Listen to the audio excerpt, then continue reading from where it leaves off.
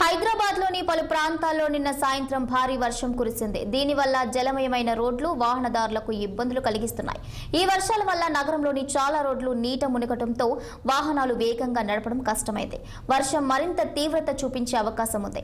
అందువల్ల మరో గంట పాటు భారీ వర్షం కురిసే సూచనలు ఉన్నాయి. ముఖ్యంగా లోతట్టు ప్రాంతాల ప్రజలకు అప్రమత్తంగా ఉండాలని అధికారులు హెచ్చరించారు.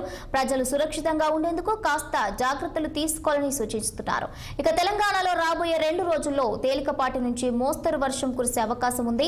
హైదరాబాద్ వాతావరణ కేంద్రం ప్రకారం సముద్ర మట్టానికి 0.9 కిలోమీటర్ల ఎత్తులో ఉన్న ద్రోణి దక్షిణ ఇంటీరియర్ కర్ణాటక నుంచి గల్ఫ్ ఆఫ్ మన్నార్ వరకు విస్తరించింది.